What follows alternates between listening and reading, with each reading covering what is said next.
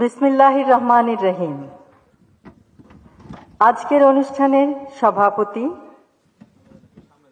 Police নারী কল্যাণ সমিতির সহ সভানেত্রী মিসেস সাবিনা আওলাদ, সম্মানিত বিশেষ অতিথি মিসেস হাসিনা আহমেদ, মিস কানিজ মাওলা, সম্মানিত পুলিশ নারী কল্যাণ সমিতির সদস্যবৃন্দ, পুলিশ পরিবারের সম্মানিত সদস্যবৃন্দ এবং সম্মানিত ঊর্ধ্বতন পুলিশ কর্মকর্তা বৃন্দ, আসসালামু আলাইকুম।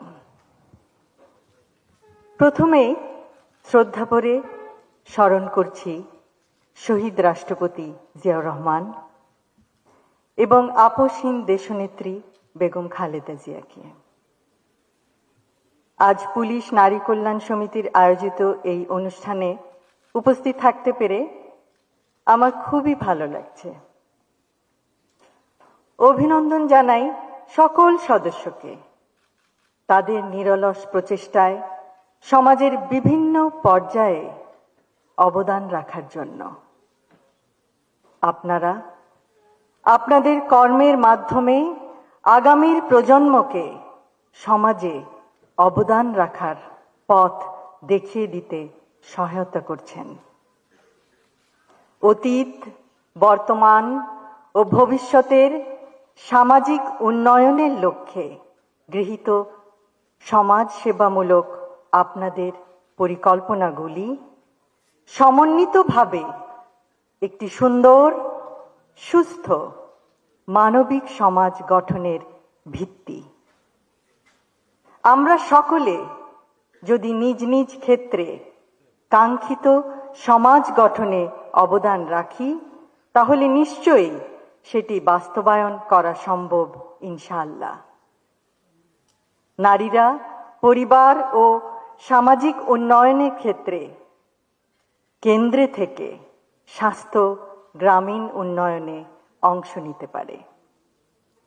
কন্যা শিশুদের নিরাপত্তা ও সুন্দর মানবিক বিকাশ নিশ্চিত করার মাধ্যমে প্রতিটি মেয়ে যে ভবিষ্যৎ নিজের জন্য গড়তে চায়, সেই পথে রাষ্ট্র ব্যবস্থা প্রতিবন্ধকতা সৃষ্টির পরিবর্তে তা এগিয়ে নেবে। স্বনির্ভরতার লক্ষ্যে ক্ষুদ্র, কুটির ও মাঝারি শিল্পে যোগ্যতার ভিত্তিতে নারী উদ্যোক্তাদের উৎসাহ প্রদান, যেমন প্রয়োজনীয় প্রশিক্ষণ এবং ডেভেলপমেন্ট ও মার্কেটিং সাপোর্ট প্রদান। ফলে পারিবারিক সচ্ছলতা বৃদ্ধি ও সন্তানদের শিক্ষা এবং দারিদ্র্য বিমোচনের লক্ষ্যমাত্রা অর্জনের পথ সুগম করা সম্ভব হবে।